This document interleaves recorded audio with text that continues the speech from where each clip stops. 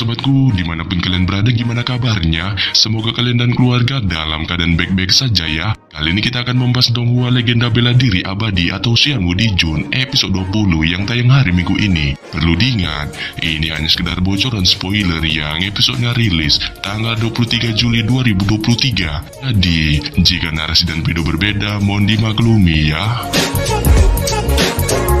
Untuk kalian yang penasaran tentang cerita legenda bela diri abadi atau Xianwu Dijun episode 20 ini yang tayang 1 minggu sekali. Oke, langsung aja kita ke ceritanya, gas. Namun sebelum kita masuk ke bocoran spoilernya, di ending episode 19 sebelumnya, kita diperlihatkan pertarungan Ye Chen melawan seorang senior, kita sebut aja Samsul, pada saat ia menghadiri kompetisi sekte luar. 别紧张，这次只是提前让你来感受一下大比的氛围。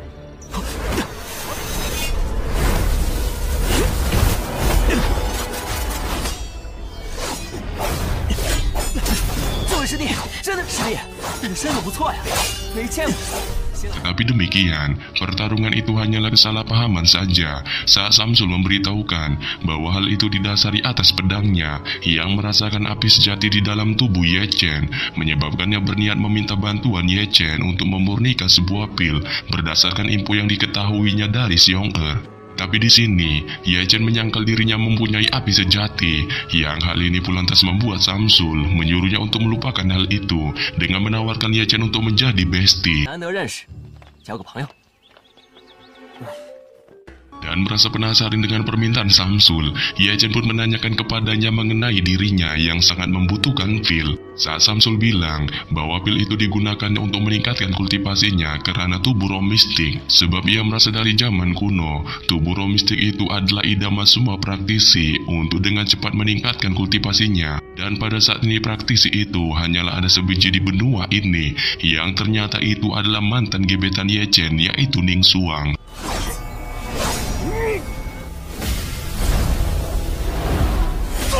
Sontak saja, info tubuh roh mistik Ning Xuang ini pun membuat Ye Chen pada akhirnya mengetahui sebab dirinya diputuskan sepihak oleh Ning Xuang karena ia merasa dirinya tidak memenuhi syarat untuk mendampingi pujaan hatinya itu. Yang hal ini pun lantas membuatnya berjanji akan menjadi orang terkuat di bumi melebihi Ma Eli.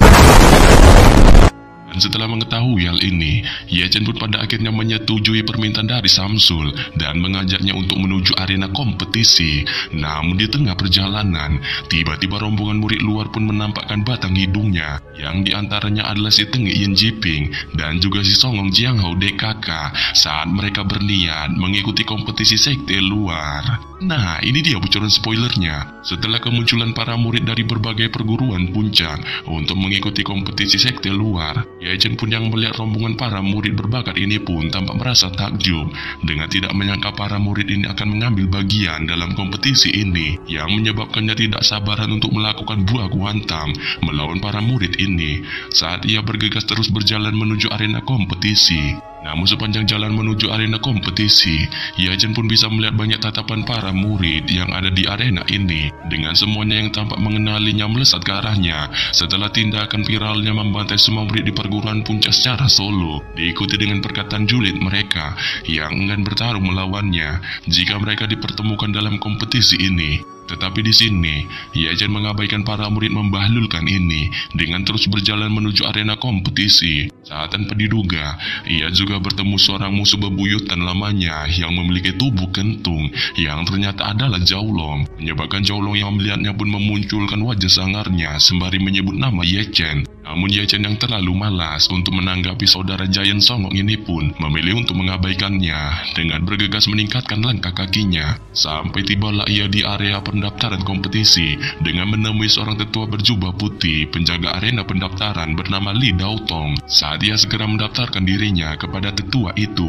untuk mengikuti kompetisi sekte luar ini dengan mengeluarkan kartu identitasnya untuk diserahkan kepadanya. Dan melihat kartu identitas Ye Chen, Tetua Li pun spontan terheran-heran dengan segera tatapannya mengamati tubuh Ye Chen dari atas ke bawah, sembari memujinya yang merupakan seorang murid berbakat dari sekte Heng Yu. Yang hal ini pun lantas membuatnya segera mencatat nama Ye Chen untuk mengikuti kompetisi ini dengan mengukir namanya di atas lembar batu giok, sebelum pada akhirnya ia mempersilahkan pemuda tampan itu untuk lewat dan mengingatkannya untuk mengeluarkan seluruh kemampuan terbaiknya dalam kompetisi ini. Sehingga pada saat yang sama, setelah mendaftarkan dirinya untuk mengikuti kompetisi, Ye Chen pun segera berbalik dan berjalan keluar. Tetapi baru saja berjalan, ia pun tanpa diduga bertemu banyak musuh bebuyutannya lagi, terutama dua pemuda yang hampir dibantainya sewaktu dirinya kerasukan kodamnya ketika pertarungannya di panggung langit awan, yaitu Jiang Hao dan Jisan. Saat keduanya perlahan memunculkan ancaman dan intimidasi langsung kepada Ye Chen, menyebabkan Ye Chen yang mendengarnya pun tidak menunjukkan ketakutannya sedikit pun kepada dua pemuda songong ini. Dengan segera, tatapan sangarnya langsung melesat ke arah tubuh keduanya, yang menyebabkan aura gila pun segera mengalir di tubuh ketiga pemuda ini dengan terus menunjukkan peningkatan. Namun baru saja ketiga pemuda ini akan melakukan buah kuhantam, tawa sarkas dari Yin Jiping pun segera terdengar dengan tatapan sinisnya melirik ke arah Ye Chen. Yang hal ini pun lantas membuat Ye Chen yang melihatnya balik melirik ke arah pemuda berkipas itu dengan tatapan ganasnya melesat ke arahnya, diikuti aura menghabis yang naik dari dalam tubuhnya, mengingat penyiksaan yang dilakukan Yin Jiping kepadanya dan juga Abajang di aula penghukuman waktu itu.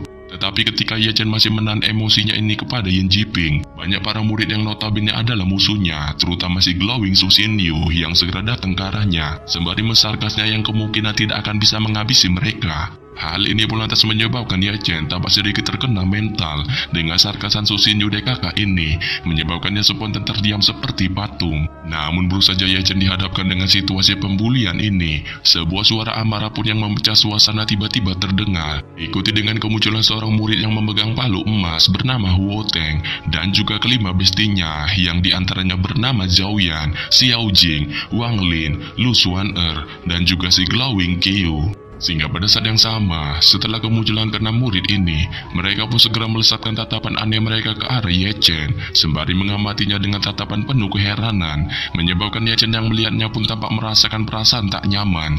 Tetapi di sini, Huo Teng yang melihat ketidaknyamanan di wajah Ye Chen ini pun perlahan menenangkannya dan menyuruhnya untuk tidak perlu takut, sebab kedatangannya ke sini berniat untuk melindunginya. Yang hal ini pun lantas menyebabkannya segera melirik ke arah kelompok Jiang Hao DKK dengan tatapan sangarnya. Sontak saja, melihat tatapan sangar Huo Teng, entah kenapa kelompok Jiang Hao pun tiba-tiba menunjukkan wajah suramnya, terutama Yin Jiping yang kali ini tampak terkena mental, menyebabkan mereka yang tidak mau berurusan dengan kelompok Huo Teng pun memilih jalan terbaik untuk bergegas pergi, sembari memunculkan suara yang mengatakan, "Sampai jumpa di atas panggung." Setelah kepergian kelompok Jiang Hao, Huo Teng pun kemudian menepuk bahu Ye Chen, sembari menunjukkan senyum di wajahnya dengan mengingatkannya mengenai dirinya yang akan terus melindunginya, sebelum pada akhirnya ia mengajak Ye Chen untuk bergegas pergi. Dan di tengah perjalanan, Qiu pun melangkah maju ke arah Ye Chen, sembari menanyakan kepadanya mengenai dirinya yang merasakan tekanan terhadap kelompok Jiang Hao. Namun di sini, Ye Chen menunjukkan jiwa kelakiannya dengan bilang bahwa ia tidak mengalami tekanan apapun terhadap para curut itu. Yang hal ini pun lantas membuat Qiu yang mendengarnya tampak merasa lega dengan spontan menunjukkan senyum di wajahnya, sebelum pada akhirnya mereka pun berjalan keluar dari arena guna esok melakukan kompetisi. Namun begitu, ketika Ye Chen keluar dari arena, Xiong-er pun secara mengejutkan tiba-tiba nyelonong datang dengan bergegas menariknya untuk pergi menuju kebun roh. Dan setelah sampai di kebun roh, Ye Chen dan Xiong-er pun bergegas masuk ke dalamnya. Dengan Ye Chen bisa melihat banyaknya roh berkilauan yang tergantung dari pohon buah roh tebal. Dan ketika ia masih memikirkan "Buah apa itu?" buah itu pun memancarkan aura Qi yang membuatnya melihatnya spontan merasakan keheranan. Dan berjalan lebih dalam ke kebun roh, Ye Chen dan Xiong-er pun bertemu seorang murid penjaga kebun roh bernama Tang Rusuan. Saat ia mempersilahkan Ye Chen untuk mengambil bahan obat apa saja yang ada di kebun roh ini. Sehingga pada saat yang sama, setelah Tang Rusuan mempersilahkannya, Ye Chen pun segera menanyakan kepada Xiong-er mengenai benda berharga yang disebutkannya di dalam kebun roh ini. Saat Xiong-er yang mendengarnya pun segera menunjuk ke suatu suatu arah yang jauh di dalam kebun roh. Yang hal ini pun lantas membuat Ye Chen yang melihatnya segera bergegas menuju ke arah yang ditunjukkan Xiong Er. Saat dia bisa menemukan seorang pria berpakaian hitam berdiri diam tampak seperti patung di bawah pohon buah roh tidak jauh dari sana dengan perawakan yang terbilang masih cukup muda.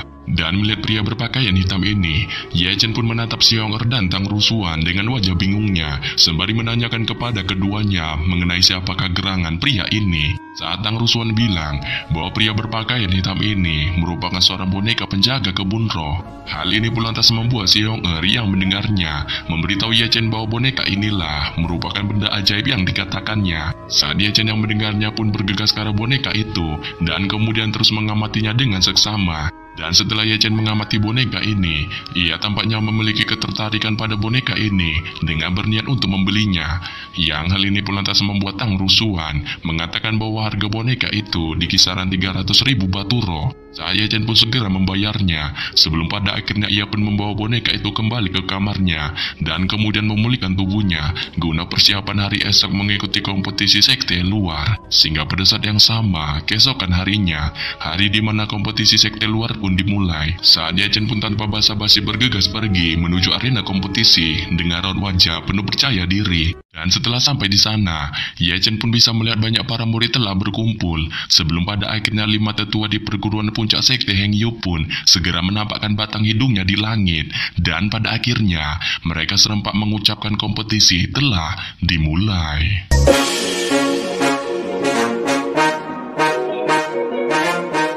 Yap, sampai di sini saja saya menyampaikan bocoran spoiler legenda bela diri abadi atau Xian Wu Di Jun episode 20 yang baru tayang minggu ini. Akhir kata saya ucapkan bye-bye.